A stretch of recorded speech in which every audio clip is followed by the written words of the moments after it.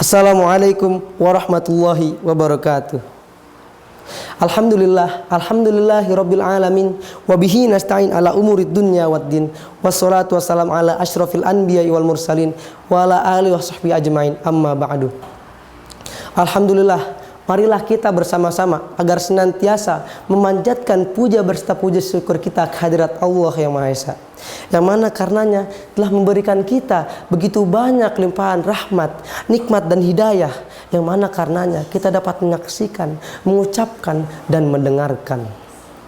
Salawat serta salam tak lupa kita curah limpahkan kepada junjungan semesta alam, Nabi yang paling mulia, suri tauladan kita, dan Nabi Muhammad sallallahu alaihi wasallam. Allahumma sholli wa barik alaihi.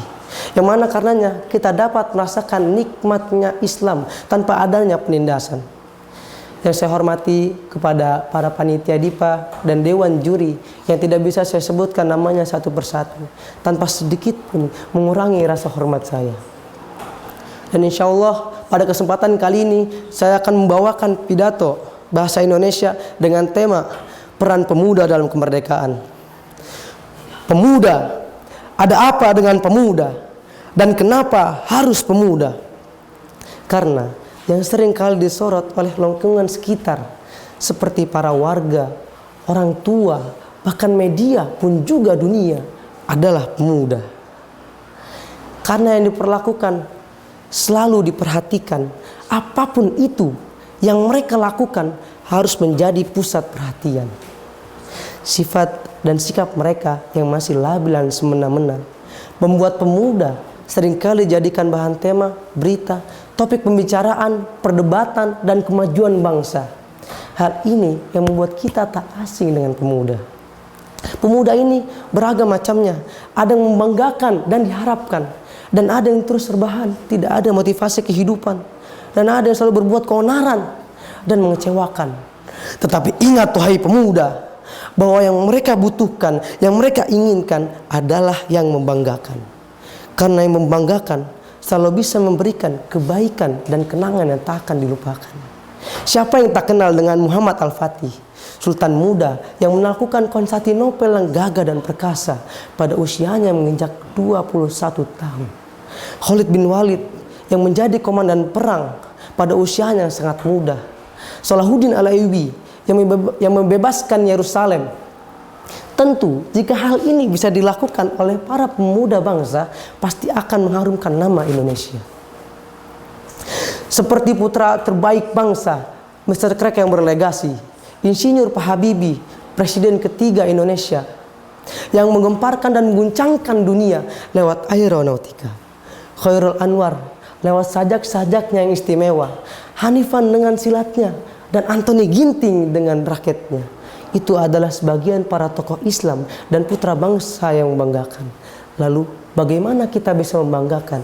Caranya dengan ikut berperan. Berperan dalam kemerdekaan.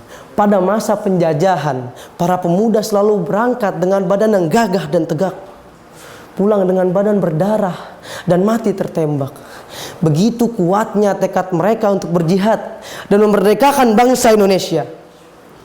Ya, pemuda selalu ikut serta dalam peperangan.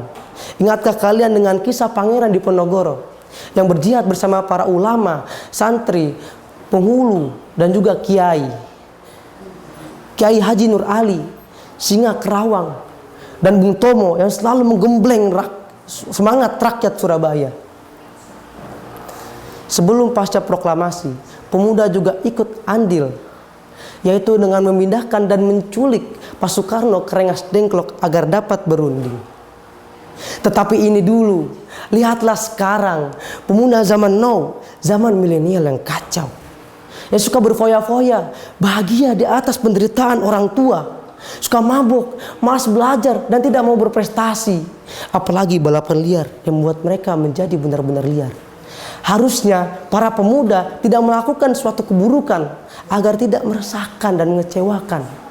Tetapi pemuda harusnya melakukan suatu yang membanggakan dan dapat berperan dalam kemerdekaan. Seperti belajar, mengingat sejarah, memperingati hari kemerdekaan, hari pahlawan nasional, dan juga hari-hari penting nasional.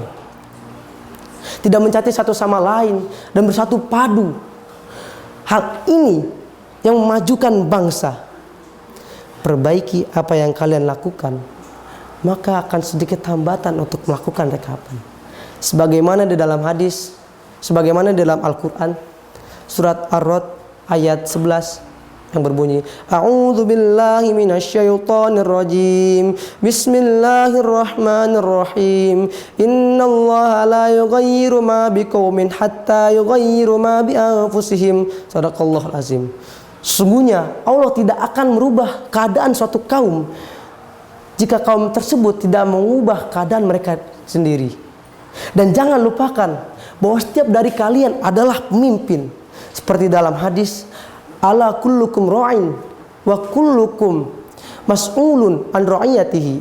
Ketahuilah, setiap dari kalian adalah pemimpin dan pemimpin dimintai pertanggungjawabannya. Di dalam hadis sebutkan bahwa pemimpin dimintai pertanggungjawabannya. Maka pada hari ini, satu langkah ke depan ataupun ke belakang akan selalu ada pertanggungjawaban. Jadilah pemuda yang berprestasi, dicintai dan membanggakan negeri. Seperti kata Pak Soekarno, beri aku 100 orang tua, maka akan aku cabut Gunung Semeru sampai akarnya. Dan beri aku 10 pemuda, maka akan aku guncangkan dunia. Dan ingat satu mafuzat, syubbanul yaum rijalul ghad. Pemuda pada hari ini adalah pemimpin masa depan. Sekian dari saya. Jika banyak kesalahan datangnya dari saya dan kebenaran datangnya dari Allah Subhanahu wa taala. Terima kasih. Wassalamualaikum warahmatullahi wabarakatuh.